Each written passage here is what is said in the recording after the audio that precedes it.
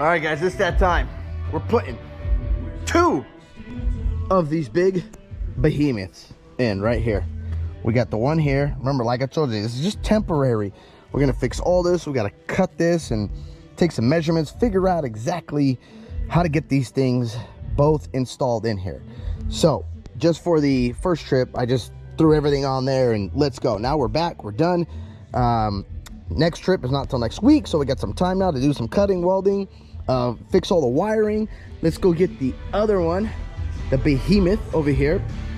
And remember, guys, when you if you guys do purchase this and do this, you need to make sure you charge these full first. You want them all, before installing them, you want them to all have the same state of charge. So you don't want one 50% and one 100%. You want to charge them full. So this should be done. Yep, it's full. See that? Set to light, full. So we're done with this. So now we can go take it, put it back on there, take this, head over there, start pulling stuff apart, measuring. But I need 2 hands for this, so I'll be back. All right, so this was what I've kind of sat here and was thinking. I think, so we got enough room in this center area.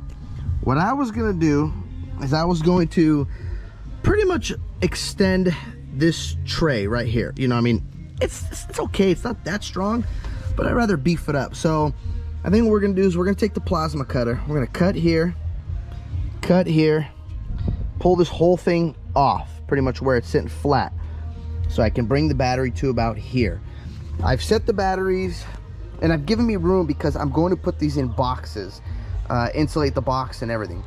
But right now, I want to get the tray portion ready. So I was saying a 22, let me grab this, 22 by 22. So here's the, if you want to take the full width, you know, 19 and a half, but I'm gonna call it 22 inches for the box. You got tons of room here. I mean, even if you come to the, you know, skinny part up here, this is about where it stops and starts getting tight. So I'm going to extend this just to about, I'd say about right here. I can't go any further back.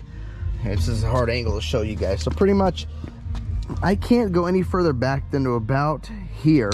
Only reason is just because I don't want the batteries to hang too low down here. I'd rather push them more forward underneath because I got more room to go that way. I don't have a lot to go, you know, coming towards a tongue where it starts closing off and getting tight. Now, who knows? I'm going to take some more measurements. Remember, guys, take a ton of measurements. If you're watching this video, you got 2 of these, then you can just watch the video because you'll see how I did it. But if you just got 1, well, you can do it how I had it and just flip it sideways. So I'm going to take more measurements, ton more measurements, and, you know, take some like rough drafts, set them, and then bust out the welder and the plasma cutter. Okay, guys, so after about 30 minutes measuring, thinking, sitting here staring at this and then dozing off, I have come to a conclusion that we're not going to touch this side just because we're getting way too dang close. I want to wrap these batteries with some insulation, so that's why also. So I can't really go any more forward. We got room back here, so what we're gonna do, I've made these little markings, and I'm going to take the plasma cutter, cut on that side. See that little white mark right there? And we're going to move that, and then I'm gonna leave that little spacer in there, I think. I don't know. Leave that little spacer so they don't smack into each other. That's like a, I don't know, like a holder or support, you know, so they're not gonna be bouncing, which they're not gonna bounce. We're gonna strap and make sure they're good and tight. Then we will, once we cut that, reinforce, add more angle iron underneath these to reinforce this part. And we're gonna cut that part, and then redo all the wiring and everything. So I think this is it, guys. So because this seems like pretty much the only way these boys are gonna fit in here. I mean, that's it. Once these are in, there's really no more room, you know, up here. So, and I'm even thinking maybe once I insulate them, maybe make like a nice, I don't know, plate to cover it, you know, just finish the front end. That's one thing I've never liked about these toy haulers is, or not this, but toy haulers in general, is the front end. You know, I'd like to finish it, I don't know, like make it look more unique, more sleek, you know? I don't know, we'll see. Right now, let's get these things installed. Okay guys, so we've busted out the plasma cutter. We're gonna do our first cut. Cut this whole thing out right here. Whoosh, the entire thing. Then we'll set them in there, get our measurements to add more angle iron and more support in the back. So first thing we gotta do is cut this out, get all this wiring out of the way. Okay, so now we have got them in sitting flush, taken some measurements. All I have done is cut, like I said, those pieces out right there. Use the plasma cutter, cut them out. I put this insulation here for, well, two reasons. One, so the edges, you know, when it does move, it's not hitting here. And I did grind the edges, round them off, you know, make them where it's not sharp, just in case it does go through this, but it's not. I already checked. So just put the insulations on here. Only put on one side on this to just, again, prevent them from any metal contact, any batteries bouncing or anything like that. So now what I'm thinking what we're gonna do is I'll get under here and show you. Oh, also one more thing I gotta remind you guys. You will need, so this is the propane. You will need, I'm gonna go grab one, a little 90. See that? So, I mean, you don't have to, but it kind of hits a little bit. Me personally, I don't like that, so I'm gonna get a 90 that just comes right here. So the propane line now is gonna come this way and then around this side. So we got to clean all this up, and you'll see, I'll show you once it's done. But instead of the propane line, to you guys that have this attitude, all this propane line does is it comes up and they got it going under here. It looks kind of stupid, so I don't know why they would do that, but you know, that's Eclipse for you. So we're gonna get a 90, and then you can see how it looks right now.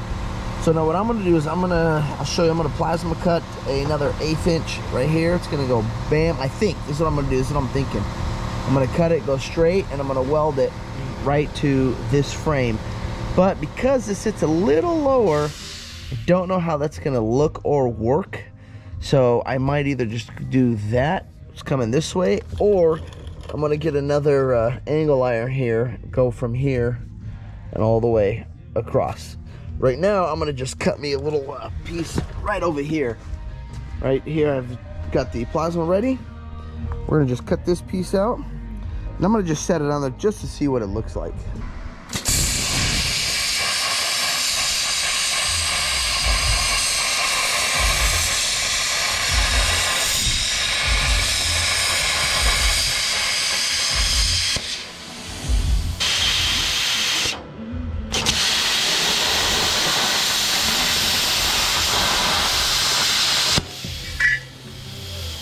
There we go. There it is. So now we've got our nice piece. I like to cut fast because you can see if you don't, it does get a little dirty. I mean, this is pretty good. This side, so we're gonna clean them up just a little bit on the sides, but also it doesn't get as hot, so I can grab it right away. But I have it all the way set to 50 amps. So this thing is made to cut up to 1 inch, this plasma cutter, but I think the biggest I've cut was 3/4. I don't have anything really that's 1 inch yet. But so there you go. Now we got our piece. It's cut out. We're gonna go test it under there and see how it looks. So this is going to be the final, pretty much, way this is going to mount. So what I have done is, and I gotta cut the other side. So once I cut this opening right here with the plasma, what I'm gonna do, because I left this, I wanted to see what would happen. I let it sit here for a day. You can see this is already kind of bowing right here. So I'm gonna take this piece of angle iron right here. We put it right at the corner of the battery. I'm gonna use this piece of angle iron right here. This will be welded here, all into here. And then we're gonna cut that, pretty much do the same thing on the other side. Then we're going to, I'll show you once I get to this step, where I add the angle iron under here to support it a little more. So first we gotta cut that and grind all this up here so we can get this welded and pull these batteries back out now. Okay, so we've now cut the angle iron. We're gonna take another piece of angle iron. This is just a little rough draft, and it's gonna go just like this. Now you guys can turn it whatever you want, but I'm gonna put it like this, and then you can start, you know, cleaning it up, cutting in here, you're doing all that. Before you do that though, once you cut it, get a level. So we are, I mean, we're almost perfectly level. See the bubble right there? So I want these as level as I can. Still says we're off a little bit, so I'm gonna drop, and once this side dropped a little bit, so we're gonna drop that just a tad so we can get that at perfectly 0 basically. So this is a mock-up of what it's gonna look like right here. So, and I know I keep changing the angles because I'm trying, you know, while I got this all here, trying different things. So probably gonna end up doing it like this, or I can weld it right into here just like this. Let me get down here for you guys. So we're gonna obviously have to grind all this, but keep this set like this, and then we're gonna cut right into here so it's nice and clean. But what we're gonna do first, we're gonna mark these and do some tack welds onto here just to double check the fitment and everything. Then come up under here, and we're gonna have to grind all this, and we'll put some welds all in here, and this will be pretty much done, where once I put it back, this is gonna be welded to the tab or to the bracket right here, or to the angle iron. And then all we'd pretty much do is go up, weld up here, then we can start our bottom pieces. All right, there it is, guys. So we've welded it. It's not, you know, it's not pretty. I'm not really, again, I don't claim to be a welder. I'm not that good of a welder, but you know, I don't know if you can see that. We got it welded, and all around, same thing on that side. Did a little bit also inside in here, but now that these are done, I'm going to paint this, and we're gonna have to keep this, you know, grind this off a little bit, because now we got to grind under there, and we're gonna weld this to the trailer next. But I want to paint this whole thing first, because obviously once it's welded, we're not gonna be able to paint it, and we got to pull these batteries out now. That's gonna be fun.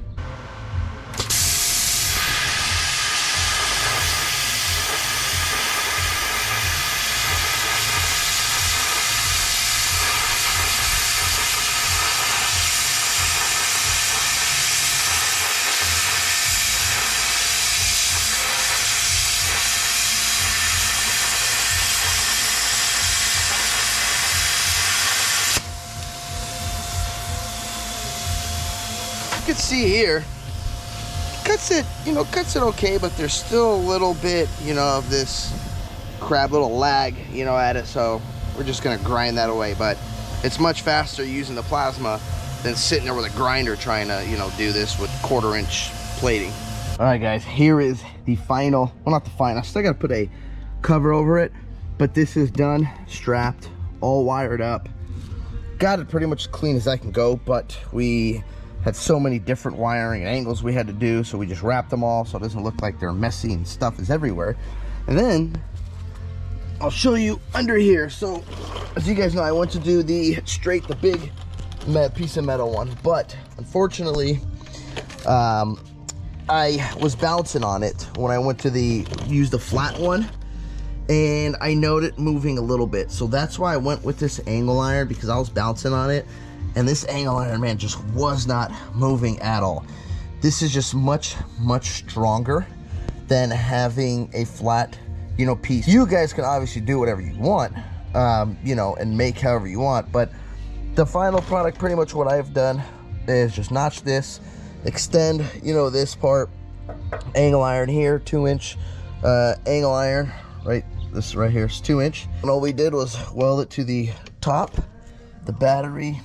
I pretty much made sure when I was jacking this up that it started just pushing up just a tad on this to put some of the weight on this angle iron right here. These are a 3/4 -8 SAE fitting. Now, the reason why I got these, I'm showing you both of these, is because you might be able to get away with it. The only difference between these things, they're still same size, 3/4 -8. Only difference really is this angle right here. Let me see, you guys see that? Right here, this angle right there. I don't know if you guys can see this here. Let me hold like that. So see that? See that angle? Look at this one. This is the right one right here. But again, you can probably, if this is your only option, guys, you can get away with it. Turn the propane on, see if there's any smell. The reason, you know, Why I'm going with the right one? Well, because I don't want any propane leaks. Not saying if you go with this, it will leak, but sometimes you guys don't have this option. Maybe it's just not available. Take this right over here, hook it right to here. There we go. It gives you a better, it's just a much cleaner shot, you know, and bam, it's gonna come. Obviously I gotta tighten it, but I need 2 hands. It's gonna come like that. See that? And this is gonna go whoop right to it. Propane, just like that. Be done, nice, clean, no kinking in the hose, no leaks, nothing. Okay, so now everything is plugged in. What I would recommend you guys do, so we've got some power here, is make sure you let your batteries charge full if you do have any of these. Again, these are just here because I'm still playing with it. So it looks like I'm gonna wait till the battery are all the way full. I'm gonna let this do an absorption charge. Then I will reset this to the 600 amp hour mark. So it says 597 now. So once that's done, it's charging, they're all go to absorption, then to float. Then I will reset it. And for you guys that are depending on your batteries for power and you are worried and you need to monitor it, I will show you here.